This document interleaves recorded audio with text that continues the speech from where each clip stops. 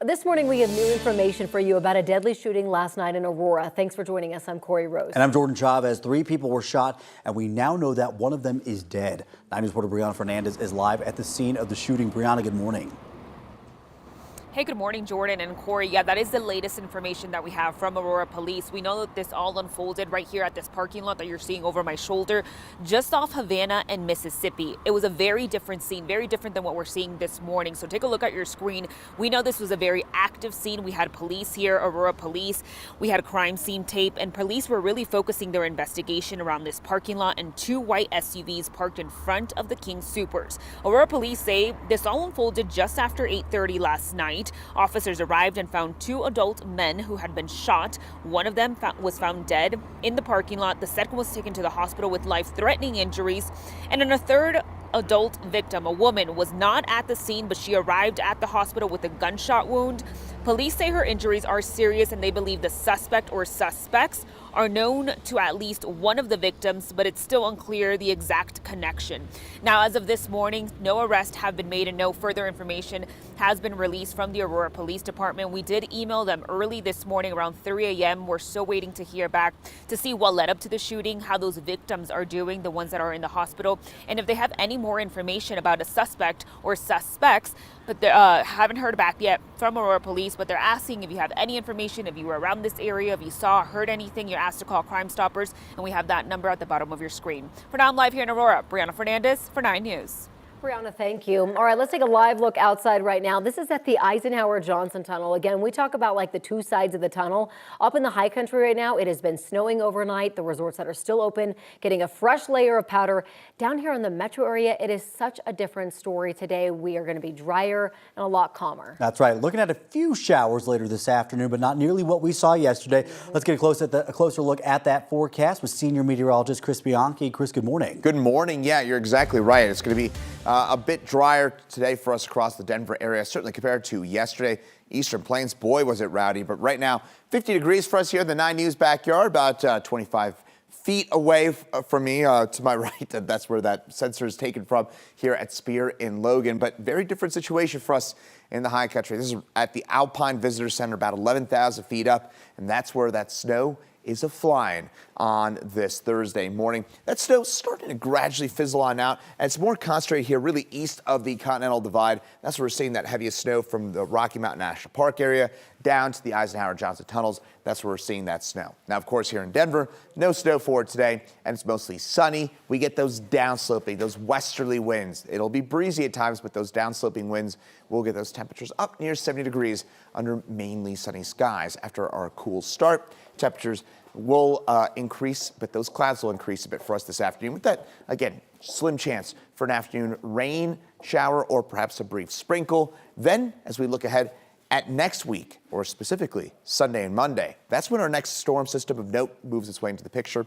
I'll have details on that for you in my full forecast. Erica? All right, Chris, thank you. It is 7:04, and you've been talking about the mountains. That's why we actually have issued that traffic impact alert this morning. It's because of a closure we've been dealing with on westbound I-70 as you get ready to travel from Frisco into Vail this morning. Not passable. The closure is about a mile west of Copper Mountain this morning. Semi-truck involved overturned, reported as a multi-vehicle crash. Still an active scene and full closure out here this morning.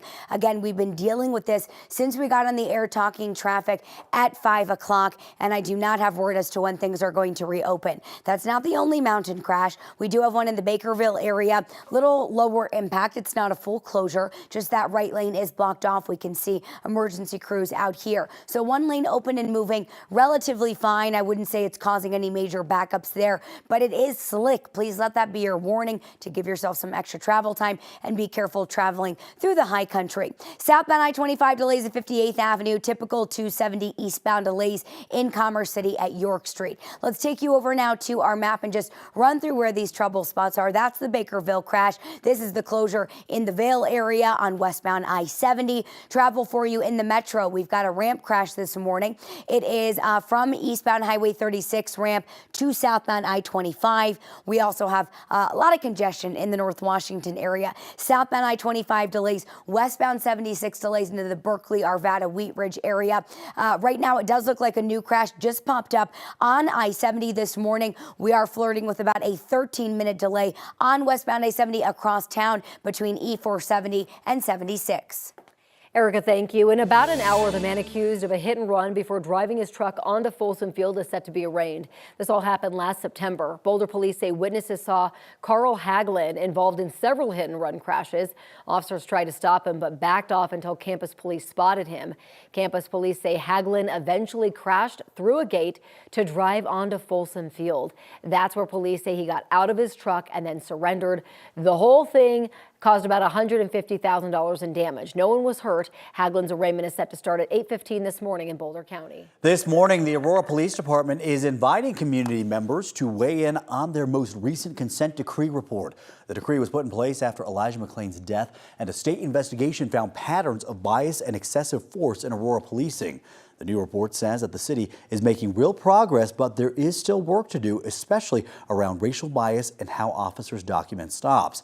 The meeting runs from 1 to 2:30 p.m. virtually on Saturday. Today, officials from Russia and Ukraine are set to meet for peace talks in Turkey. Those talks will go on without Russian President Vladimir Putin.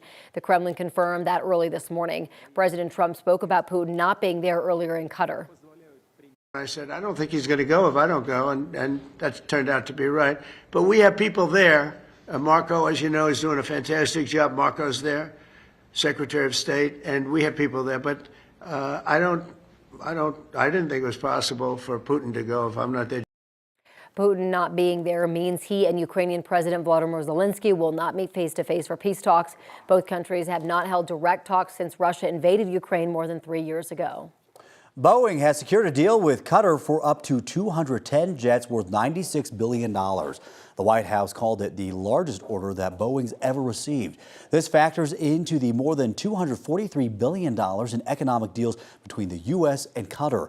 The order comes after bipartisan outcry from lawmakers here at home over Trump's plan to accept a luxury plane to be used as Air Force One. The Qatari prime minister dismissed the controversy, saying the gift is, quote, coming out of love. Our 9 News legal expert's going to join us in our next half hour to discuss the impacts of this gift. Global oil prices have fallen slightly after reports that the United States is close to signing a nuclear deal with Iran. The price of a barrel of Brent crude is the global oil benchmark. It fell over 3% this morning to $64 a barrel. West Texas Intermediate is the U.S. oil benchmark. Trading was down 3.5% to almost $61 a barrel around the same time. A potential U.S.-Iran nuclear deal raises the prospect of more of Tehran's oil becoming available on the global market. The deal could result in looser sanctions on Tehran and boost overall supply. U.S. top foreign envoy Steve Witkoff is expected to continue talks with Iranian counterparts in the coming days. President Trump's tariff policies are changing the way that Americans spend their money. According to a new survey by tax and audit firm KPMG, 68% of respondents do not want to take on new credit. 43% are delaying buying a new car because of tariffs, and 70% are going to free streaming services like Tubi or Pluto TV instead of paying for Hulu or Netflix. The authors say it's the same type of thing that's happened during COVID, but this time consumers are responding much faster. The latest consumer price index data released this week shows us inflation has slowed to its lowest annual rate in more than 4 years. Annual inflation cooled to 2.3% in April, and overall prices went up only about 2% from the month before. The good news is overall prices for food, gas, and air travel are down. Those high egg prices we've been seeing have finally cracked. Egg prices dipped more than 12% last month. The bad news is housing costs are up. Another concern is tariffs. Financial analysts worry President Trump's tariffs on foreign imports could cause prices to rise as we get closer to summer. With trade talks rapidly changing, it means uncertainty for prices in the coming months.